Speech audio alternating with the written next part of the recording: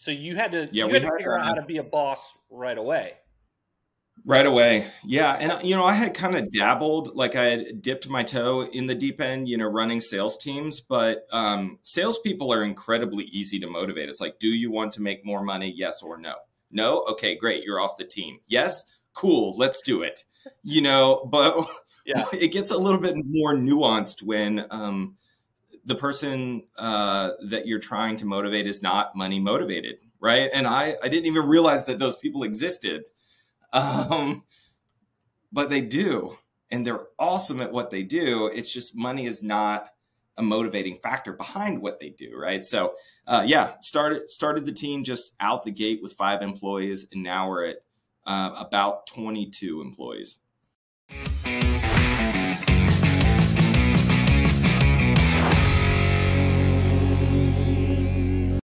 Hello and welcome to another episode of the Orlando Podcast. Joining me today is Brandon Blake. Brandon, thanks for being here.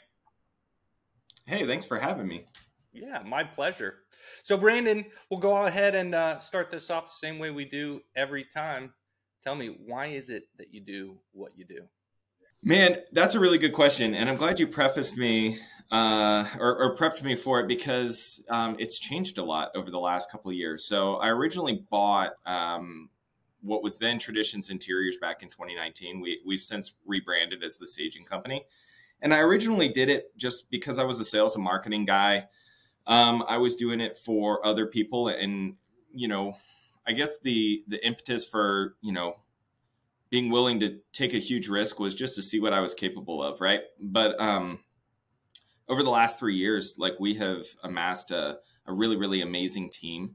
And so now my why has somewhat shifted from what am I capable of to what is the team capable of? And, how do we create just really, really meaningful job opportunities for people that maybe wouldn't find the same opportunity somewhere else?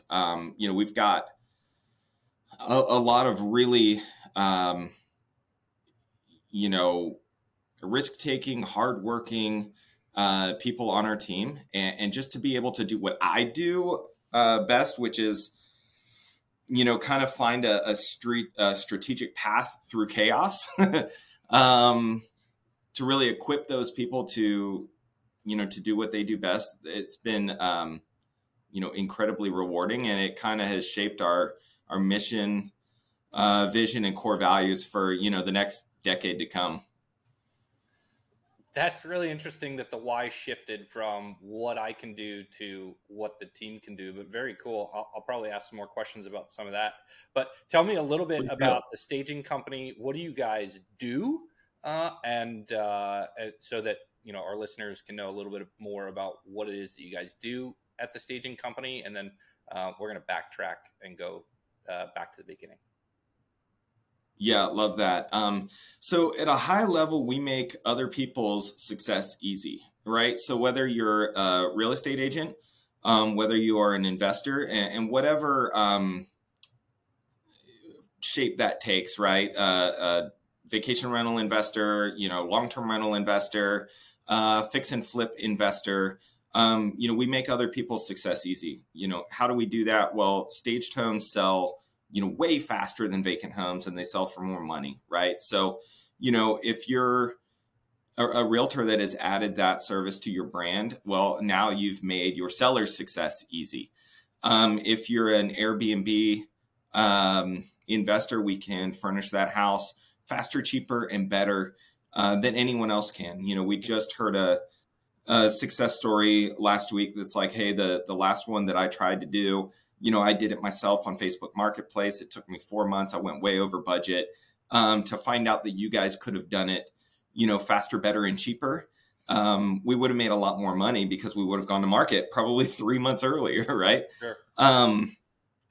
So that's kind of like, that's our mantra and what drives us. Like, we make other people's success easy. So again, at a high level, how do we do that? We do that through home staging. We do that through interior decorating. We do that through our instant home service. Executives moving around the country, they lease a place for 6, 12, 18 months. We can completely furnish it. They just pay us a monthly fee. And then when they're done, we just take back the furniture, right? It's no mess, no fuss. Super easy. We do that with next day staging. We do that sometimes with same day staging, with, STR or Airbnb investors. We can do that through, loaning out pieces out of our staging equipment if something breaks while we order a replacement, right? So we're here to kind of just make things easy for our clients. I didn't even know that you could rent furniture for 6 to 18 months because you were just temporarily living somewhere. But that's cool. Yeah, you totally can. And we'll be cheaper than going to, I don't know, whatever those rent-a-couch places are. Sure. It'll look better because, the one benefit that we include in all of our services is you don't have to hire a designer separate from the service. The designer comes with the service, right? I mean, sure, you can go to a retail store and, spend 6 hours shopping for furniture, assuming you have your own designer or have hired a designer outside of it. But we kind of lump everything together. Wow. Well, that's awesome. So let's go back to the beginning. 2019, you said you bought this company. What were you doing prior to that? I was doing sales and marketing for an IT company in San Antonio. Okay. Have you always been in sales and marketing? Again, another great question. We'll go way back. Yeah. How about that, right? Because every hero or villain has an origin story, and I'm not sure I'm either one, but I definitely have an origin story. So I was a paramedic in my early career. Started out as an EMT when I was 16. Why 16? Because that's the youngest that you can be an EMT in the state of Virginia. Became a paramedic at 18. Same reasons. It's the youngest you can be a paramedic in the state of Virginia. I did that for about 11 years. And in those 11 years, life changed a lot. I graduated college, moved from Virginia to LA, did a whole bunch of missions trips, India, England, Israel, Uganda, whole bunch of really cool stuff there. Met my wife, we started having kids, and I remember this very vividly. It was like 2:00 in the morning. I had just gotten off a shift, like a really long shift. And my oldest daughter at the time was just a screamer. And so my wife was like, I've kind of had what I can take here, handed me, my oldest daughter, and, went across the street to like 7-Eleven or something just to get out of the house for a minute. And my daughter screamed the entire time I was gone because, she didn't really know who I was, right? We had been on opposite sleep schedules for the entire then 9 months of her life. And so then I kind of realized that we had to change something, right? Like my family was more important to me than the career I had at the time. So we moved someplace much cheaper to live. And I decided to switch careers. And so started at the bottom in sales. That looked like the musical instruments department at Best Buy. And if you added up the rest of the department, that kind of got where I was in terms of sales. And so, but then it was just like a flat hourly rate, right? So I decided to go somewhere where I could earn commission off of my efforts. Again, number one in the store. Number two was like 50% behind me. And I thought, okay, this could be cool. So, kind of progressed through that career to, where I think I was ready to just take a risk and see what was possible, through my own company. Like if I could really remove some of the limitations, right? Working with a group of partners that, fear kind of plays into those decisions a little bit. Like if I can remove those parameters, if I can remove fear, if I can remove this notion of this is how we've always done things, if I can start asking the question that rather than can we do it, if we did it, how would it be done? If I could start shifting my own paradigm and maybe create a company or at that point buy a company and, transform the methodology around that paradigm, what would be possible? And here we are 3 years later. Wow. So first of all, I love the fact that you prioritized family over the career. I assumed you enjoyed what you did. You did it for 11 years. And I have an uncle who was a paramedic and he loved it. I think he's also a little bit crazy, but he had some awesome stories, and I think he really enjoyed it. So, I um, think we all are a little bit crazy at the end of the day. I mean, it's a tough job, and it takes an interesting sense of humor and brain to be able to do it day in, day out. yeah. So then you started in sales in a retail environment where you didn't make commission. You excelled. You moved on to a retail, I assume another retail environment where it was more commission based, and you excelled. Mhm. And you still focus on sales and marketing, it sounds like. What's some of the key things that you learned or that helped you be successful in a sales environment early on? Yeah, really great question. So, number one, um, sales is about relationships. It's not about the transaction, right? And what would make me what made me really, really successful in that second, the commission retail environment was, the majority of my sales would happen when I was doing service. So somebody comes in, their battery's busted. We're going to replace it under warranty. But while we do that, I've got 20 minutes with that person, right? What can I find out in 20 minutes? And then what do we have that, in our inventory that aligns with, the lifestyle that we've just talked about in 20 minutes, right? Whereas other people were like, oh, it's not a new line. So it was cell phone sales, right? So, oh, it's not a new line. It's not an upgrade. None of that flashy stuff that we were paid really good commission on. Nobody wanted to do those. So what that did was it created a really long pool of people that I could talk to all day, right? And whereas, some people would disappear into the back room to chat or whatever, I would just constantly be churning people. Through that, I was just selling accessories all day long, right? Or upgrading a phone at the time it was the Samsung Galaxy S2, I think, and those batteries were notoriously bad. I mean, just really, really bad. And they would balloon up like this thick, right? And so, I was able to shift people into new phones all the time. Every time somebody shifted into a new phone, I had just standard stack. Like, don't even let them think about it. Just, hey, you've already told me that you need this. Let's just get it done and I'll get you out of here, right? Yeah. So it's about relationships, number one. And number two, always be learning, right? Always be working to perfect your craft, right? Because there's things that you say all the time that provoke objections, in a client's mind, right? There's times when, you're not even confident in your own thing that you're selling. Nobody's going to buy that from you. To go to in the real estate world, right? Because we're in the real estate world, your partners matter. Your image matters, right?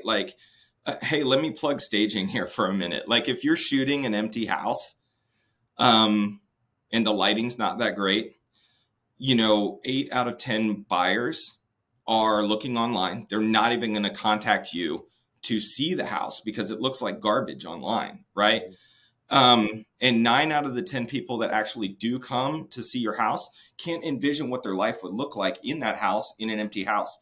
But you do something as simple as stage the living room, the dining room, the master bedroom, and bathrooms and kitchen. Somebody walks in, number one, they see a beautifully furnished house online. So already you've opened yourself to, 5 times as many, people to walk through the house. And then when they actually walk into the house, you've opened that up to 10 times as many buyers because now they can see what their life is like. Okay. Well, when you're talking about a staging investment, and most staging is between, $2,500 and $2,800 with us, right? Extremely low barrier of entry to then increase your potential buyers tenfold. Well, that's knowing people, that's knowing relationships, and that's investing in your craft. Right. Yeah. So anyway, shameless plug. It's okay. That's all right. So here's what I heard you say. Relationships are really important when you're in a sales position, and then always learning and perfecting your craft. I think that's so valuable, especially when it comes to, learning how to have better conversations with people and asking better questions to find the need that you can fill, as opposed to just Sure. trying to hawk something onto someone. And I think that's really evident in the accessories upsells that you did, right? Where you were asking them questions about their life and finding out that they really don't like having, wires attached to their phone. So, oh, well, we have wireless headphones, or, that sort of thing, or not having a car charger because their battery's dying all the time. It's just a fascinating way to approach sales. So you've been doing staging now 3 years. What areas do you cover? I know you service here in the Orlando area because that's where we are. Do you guys work anywhere else? Mm-hmm.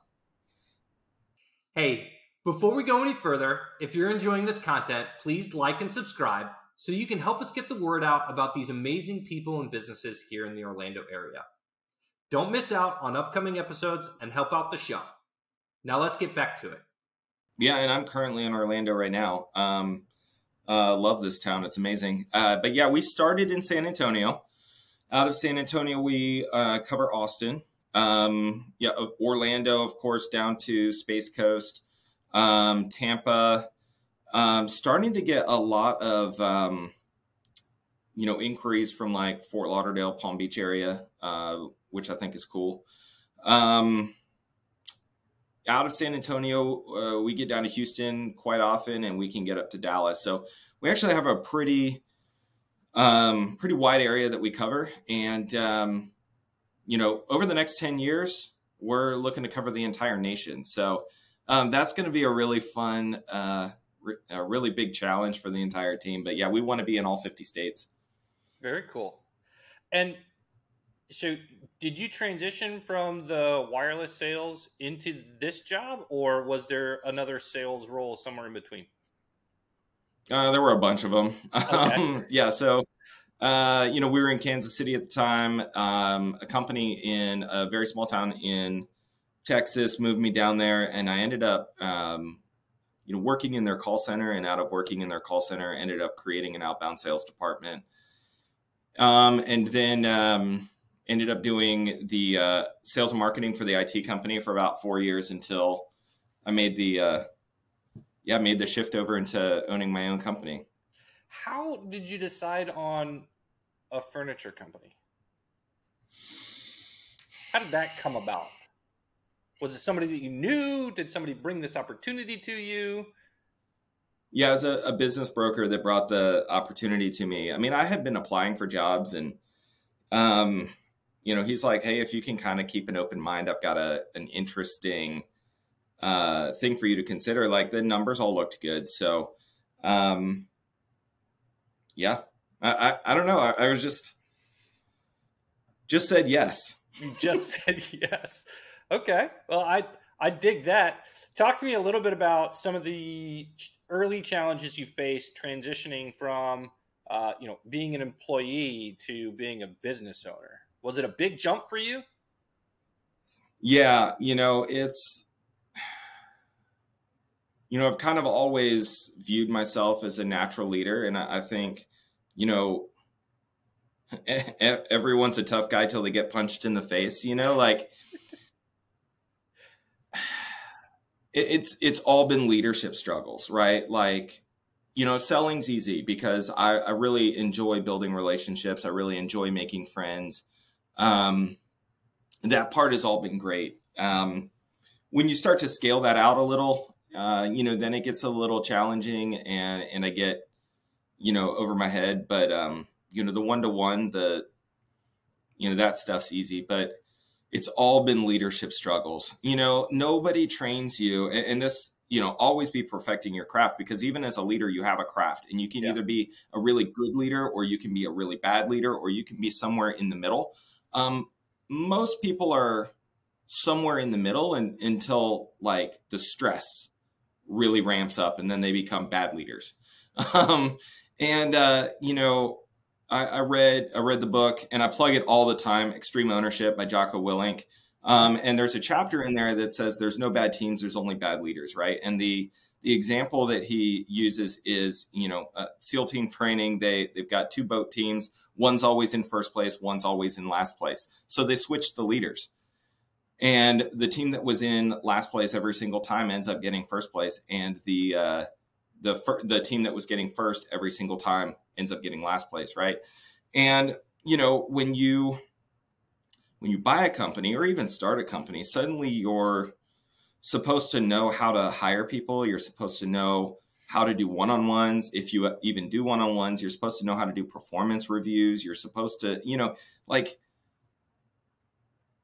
we're not all wired to instinctively know those things, right? So there's a bunch of just leadership challenges. I've been listening to a lot of leadership podcasts, reading a lot of books. I have 2 different coaching groups that I'm part of. And so this is something that I will perfect. It might take a while, but we'll get it down. Right. Well, you continue to learn and work towards improving that skill set. And while some people are certainly natural born leaders, you can always get better, especially if it's already a natural inclination. So very cool. Any other books besides Natural Born Leader that you think folks listening to this, whether they're budding entrepreneurs or folks that are already operating large teams, might benefit from? Yeah, definitely. Jocko Willink's books, Extreme Ownership, Dichotomy of Leadership. Those are great. Good to Great is another one.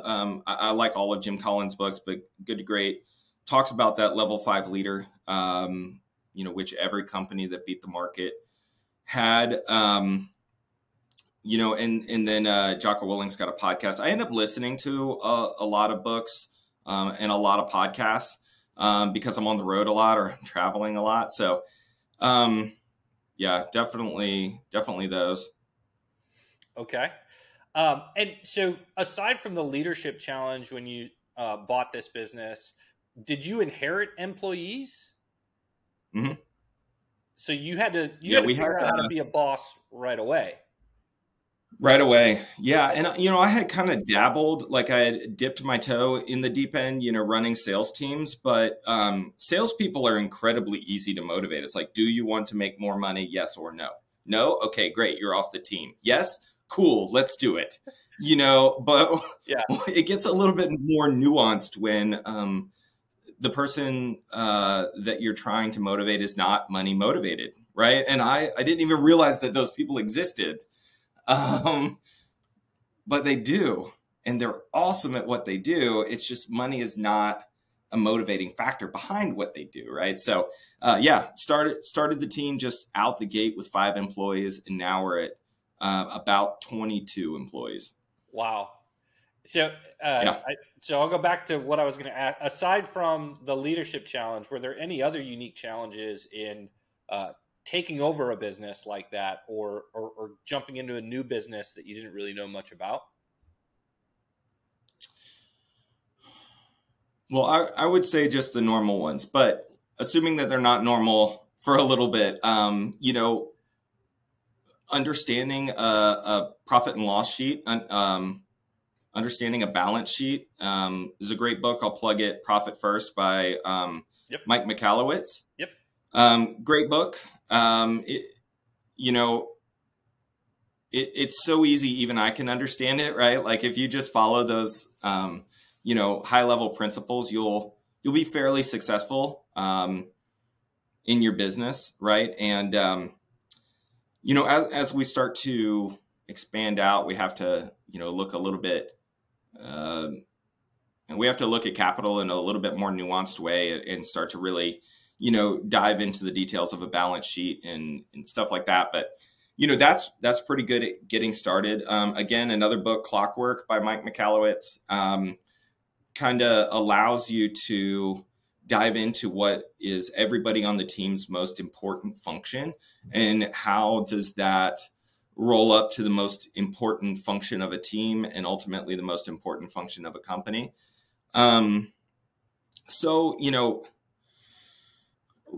Really, it's like drinking from the fire, especially when you buy a company. I mean, when you start a company in the beginning, it's like, hey, you got to find a customer who's willing to pay you for whatever you do. And then after that, you can kind of figure out how to fulfill it, right?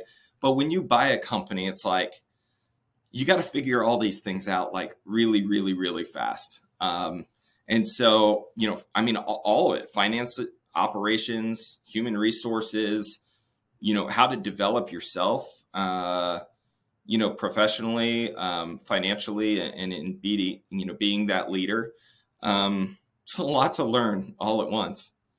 Did you immediately seek help from a coach when you bought the new business? Did the owner stay on for a period of time to help you understand how it all operated? Was there a transitionary period, or was it just, here you go, here are the keys? Yeah, definitely a transition period. In fact, I'm still really good friends with the former owners. So, I mean, they're still around. I mean, we're 3 years in, so we kind of understand what we're doing. But yeah, it's pretty standard that you get a 60 to 90 day transition period where, they help you get the lay of the land.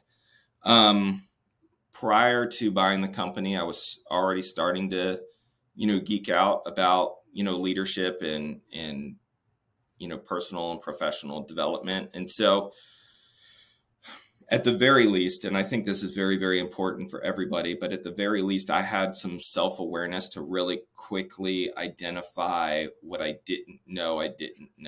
And had the, I guess, confidence in myself to not fake it. So, your first question, did you immediately seek coaching? Yes, I immediately sought coaching because I immediately figured out that I was way over my head and that I could either figure this out the easy way or the hard way. And the hard way sounded miserable. So definitely went for coaching immediately. Would you recommend that somebody buy a business or start a business? Man, that's a really great question. It really just depends on where you are in life and who you are as a person, right? So why did I decide to buy instead of start? I mean, I looked at starting. I had an angel investor who was willing to put up the capital to start a business. I'm a very, very all or nothing guy. And if anybody out there that's listening can identify with this, I don't get into anything halfway, right? Bow hunting, shooting, when I was a kid, swimming, endurance races. It's like, okay, what's the hardest one I can sign up for and start training? Like, don't do anything halfway, right? So again, going back to family, and family is still the most important thing to me. I have 3 date nights a week with my wife because it's that important, right? And I've got 4 kids, 13, 12, 9, and 7, right? And we each have our own way that we connect, right? And so family's super important, and I'm also super competitive. And I knew that if I had started a business, something was going to have to give because I was not going to fail, right? Versus buying a business, there's a challenge in getting the capital to buy the business, but it's way easier than you think it is. And I also knew that if that beginning grind, now there's still, depending on your growth goals, there's always going to be an element of grind to it. But the initial part, the like make or break, win or fail part was more or less done. The business model was proved, and now you just need to be able to lead the right people through running that business model. That sounded a lot better to me in maintaining my relationship with my family than let's bootstrap something, right? So that was my initial thought. Everybody's got to kind of figure out what their own growth goals are. The thing is that there's so many business models out there. Yeah. And making money is fairly easy if you figure out one thing. Every person regardless of their position in any company as a salesperson. If they are not contributing, and it could be through morale, it could be through, their social media posts to their friends and family, it could be in, wearing company merch, whatever, everybody contributes to that top line revenue, right? And if you're a graphic designer, you're a salesperson that does graphic design. If you're a social media manager, you are a salesperson who does social media, right? And whatever, extrapolate it out as far as you want.